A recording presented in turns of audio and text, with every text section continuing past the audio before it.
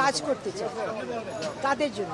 মহিলাদের জন্য, শিশু মেয়েদের জন্য, এবং স্বাস্থ্য খাতেও কাজ করতে চাই, কারণ আমি প্রথমে একজন ডাক্তার, তারপরে আমি সমাজসেবী। বাট ডাক্তারি এবং সমাজসেবা আমি একই তালে চালিয়ে গেছি।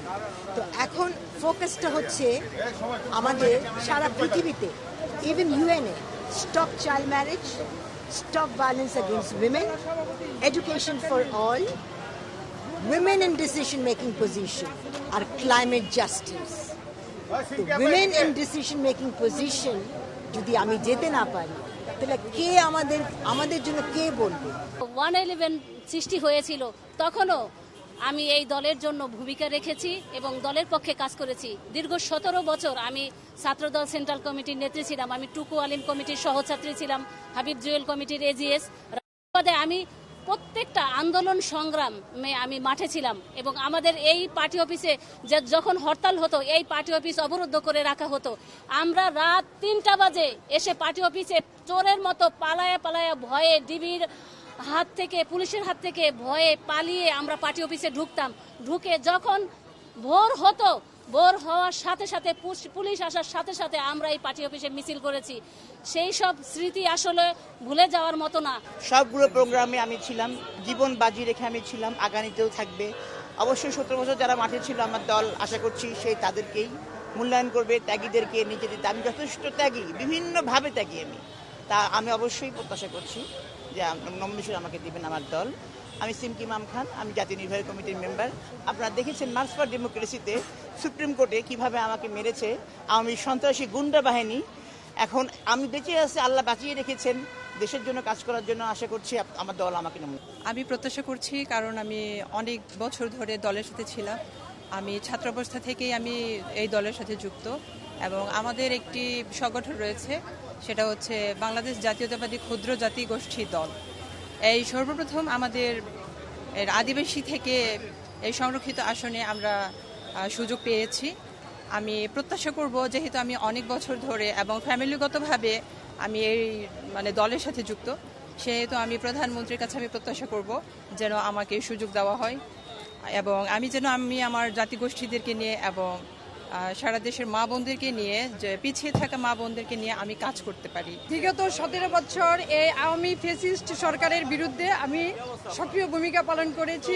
আমার আন্ডারে 5টা উপজেলা, 3টা পৌরসভা, 8টা ইউনিটকে আমি সুসংগঠিত করে প্রত্যেকটা প্রোগ্রামে, আন্দোলন সংগ্রামে অংশগ্রহণ করেছি এবং এখানে আমাদের হয়রানি হইতে হয়েছে। এই যে 28 তারিখে যে পল্টনে প্রোগ্রাম হয়েছে, ওইখানে আমরা ছোড়াগুলিতে টিয়ার গ্যাসের মধ্যে পড়েছি। সমস্ত বাংলাদেশের মধ্যে সবচেয়ে কঠিন জায়গাটা হচ্ছে নারায়ণগঞ্জ, কারণ আমরা সেই গডফাদারের নাম জানি, শামীম ওসমান সাহেব। তো যেহেতু আমরা ওই অঞ্চলের মানুষ, তাহলে বুঝতে হবে যে আমরা খুব কঠিন পরিস্থিতির মধ্যে দিয়েই বিগত 17 বছর এসেছি এবং সেই সাহসটা আছে বলেই, কারণ আমাদের রক্তের মধ্যে তো মুক্তিযোদ্ধার রক্ত আছে, তো ওই সাহস নিয়ে আমরা চলি। এবং আজকে আমি নমিনেশন পেপারটা নিলাম, আর একটা জাতিকে দেখতে হলে সেই জাতির মহিলাদের অবস্থান দেখলে বোঝা যাবে সেই জাতি কতটা উন্নত। সেটা কিন্তু আমরা বিএনপির রাজনীতি ধারার মধ্যে খুঁজে পাই। তারা দেশের জন্য কতটা সচেতন এবং দেশপ্রেমিক, তাদের মধ্যে দেশপ্রেম কতটা আছে, সেটা বিএনপির মধ্যে মহিলাদের অবস্থান দেখলে বোঝা যায়। আমাদের নারীর আসনে নারীর অধিকার, নারীর যে প্রতিষ্ঠিত হওয়ার জন্য দেশে আমাদের চেয়ারম্যান এবং আমাদের জনাব তারেক রহমান প্রধানমন্ত্রী, উনি নারীদেরকে আগেও আমাদের যে শহীদ প্রেসিডেন্ট জিয়া রহমান, উনি নারীদেরকে মূল্যায়ন করে গেছেন এবং এখন যে আমাদের জনাব তারেক রহমান, উনি আমাদের নারীদের মূল্যায়ন করছেন। নারীদের অধিকার, নারীরা যদি এখানে যদি নারীর আসন না থাকে, নারীদের নিয়ে কথা বলার মতো, নারীদের অধিকার আদায় করার মতো, নারীদের নিয়ে কাজ করার মতো, তাহলে কিছু থাকবে না। এই জন্যই মূলত আমাদের এই নারীর এই আসনটি করা। অন্য বিভিন্ন দিক থেকে আমরা অবহেলিত।